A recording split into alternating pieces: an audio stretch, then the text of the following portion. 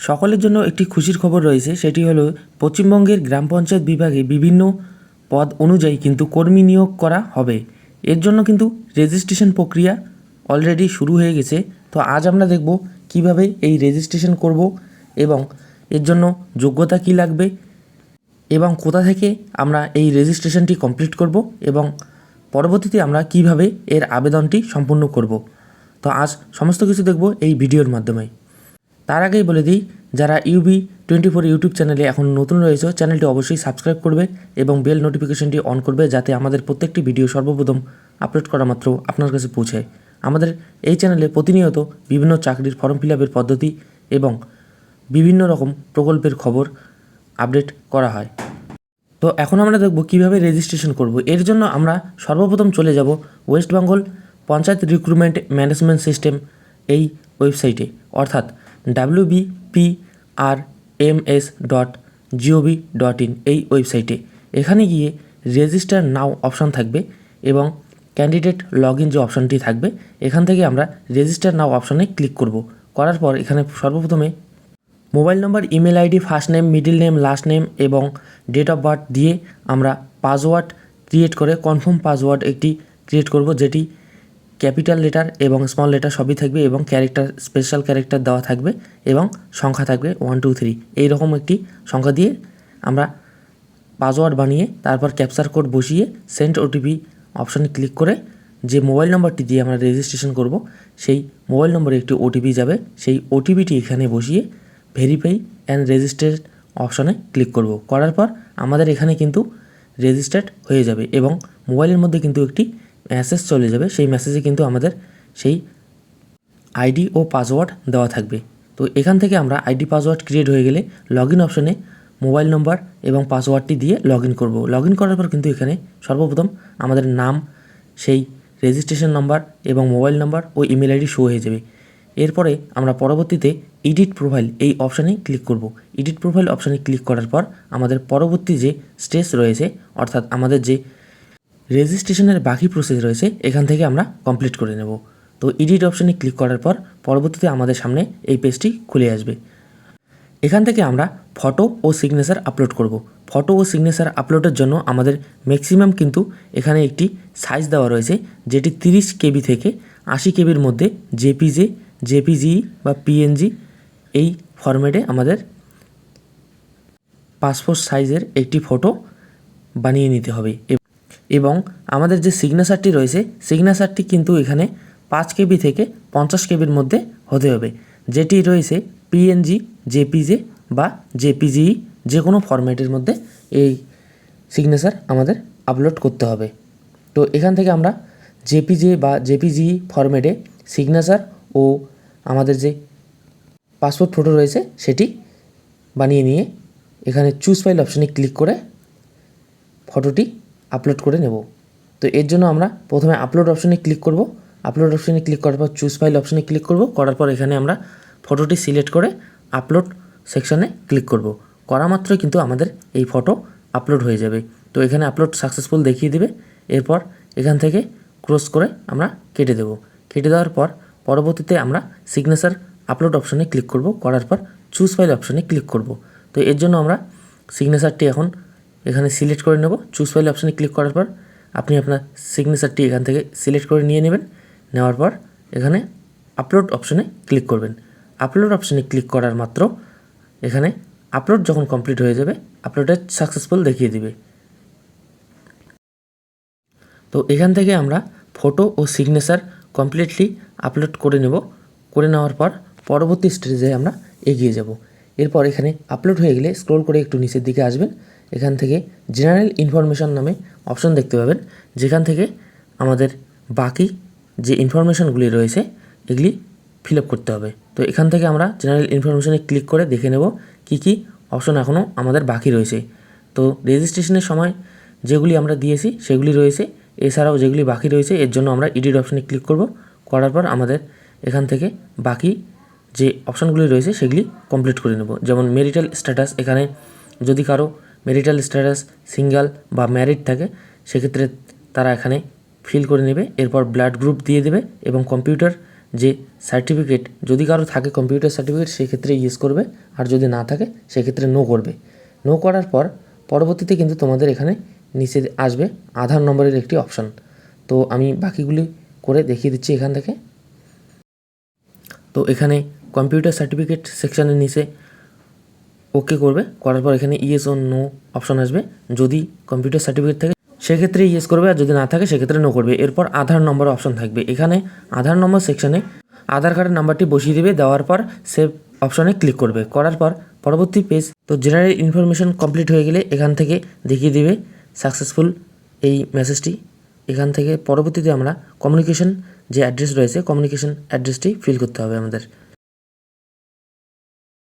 তো এর জন্য কমিউনিকেশন অ্যাড্রেসে ক্লিক করব। ক্লিক করার পর এখানে কমিউনিকেশন অ্যাড্রেসের কিন্তু খুলে যাবে পেজটি। তো এখান থেকে বেশি কিছু নেই, শুধু মোবাইল নাম্বার ও ইমেল আইডি। তোমরা যদি চাও যে কমিউনিকেশনের জন্য ইমেল আইডি ও মোবাইল নাম্বার চেঞ্জ করবে সেক্ষেত্রে তোমরা চেঞ্জ করতে পারো, না করলে অমনই ছেড়ে দেবে।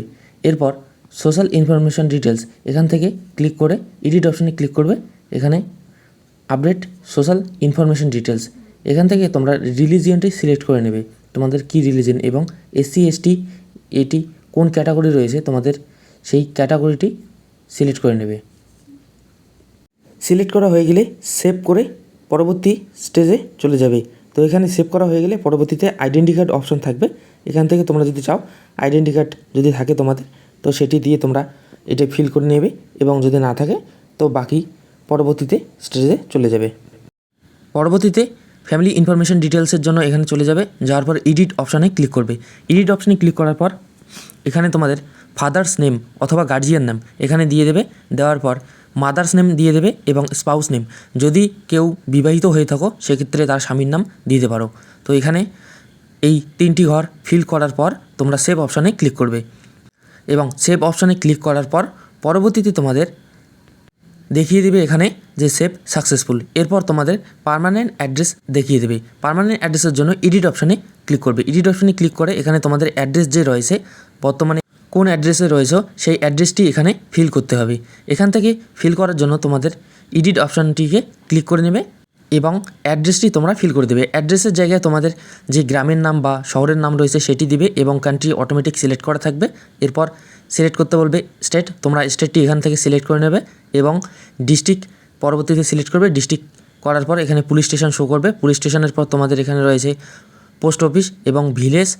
এরপর পোস্টাল কোড অর্থাৎ তোমাদের যে পিনকোড রয়েছে সেই পিনকোডটি এখানে দিয়ে দেবে, এবং কাছের যে রেল স্টেশন রয়েছে নিয়ারেস্ট রেল স্টেশনের জায়গায় আশেপাশে তোমাদের যে রেল স্টেশন সেই স্টেশনের নামটি বসিয়ে দেবে, এবং সবশেষে তোমাদের ব্লক বা মিউনিসিপ্যালিটি সিলেক্ট করে নেবে।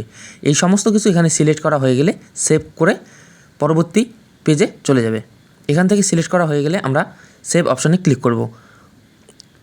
তো সবশেষে আমরা মিউনিসিপ্যালিটি বা ব্লকটি আমরা সিলেক্ট করে নিলাম। নেওয়ার পর এখানে সেভ অপশানে ক্লিক করে দেবো। সেভ অপশানে ক্লিক করার পর একটু লোডিং নেবে, এবং তোমাদের পরবর্তী যে রেজিস্ট্রেশন প্রসেস রয়েছে সেটি দেখিয়ে দেবে, এবং সেটি তোমরা এখান থেকে কমিউনিকেশন অ্যাড্রেসটিতে দেখতে পাবে। এই অপশানে ক্লিক করবে। ক্লিক করার পর কমিউনিকেশন অ্যাড্রেস ফিল করার জন্য তোমাদের সামনে এই পেজটি খুলে যাবে, যেখানে দেওয়া থাকবে তোমাদের সেই অ্যাড্রেস। তো অর্থাৎ তোমরা যারা পার্মানেন্ট অ্যাড্রেসে ক্লিক করেছো, যদি কমিউনিকেশন অ্যাড্রেস অর্থাৎ বর্তমান অ্যাড্রেস একই হয় সেক্ষেত্রে তোমরা সেম অ্যাজ পার্মানেন্ট অ্যাড্রেস অপশানটি যে উপরে রয়েছে সেই টিকমার্ক অপশানে টিক করে দেবে।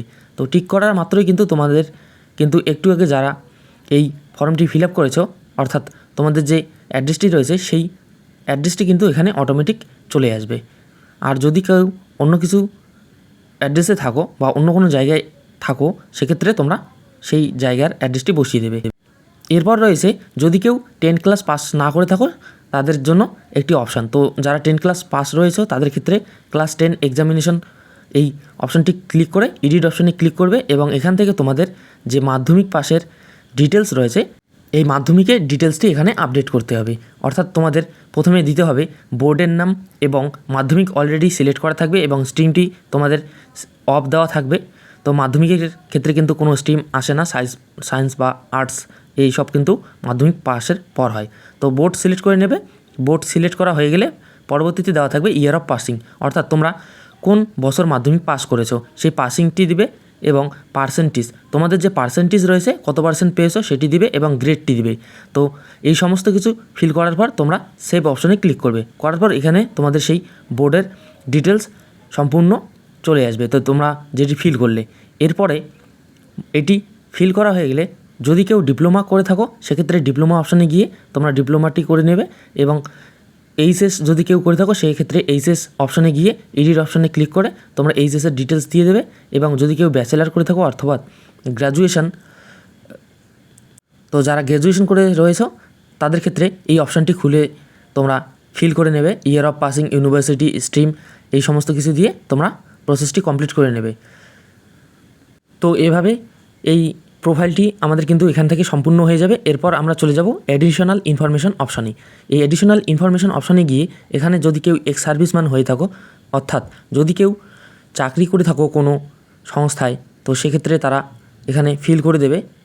এবং যদি কেউ পিডাব্লিউবির ক্যান্ডিডেট হয়ে থাকো, অর্থাৎ পিডাব্লিউডি বলতে যদি কারো কোনো রকম ডিসেবিলিটি রয়েছে সেক্ষেত্রে তোমরা ওই অপশানটি ফিল করবে। এবং এরপরে তোমরা যদি কেউ স্পোর্টস ম্যান হয়ে থাকো কোনো খেলার সাথে যুক্ত, সেক্ষেত্রে তোমরা সেই খেলার অপশানটি অন করবে। এবং পরবর্তীতে আপডেট ল্যাঙ্গুয়েজ যে এই অপশানটি রয়েছে এর জন্য তোমরা ল্যাঙ্গুয়েজ অপশানে ক্লিক করে এডিট অপশানে ক্লিক করে এখানে তোমাদের ল্যাঙ্গুয়েজটি আপডেট করে দেবে।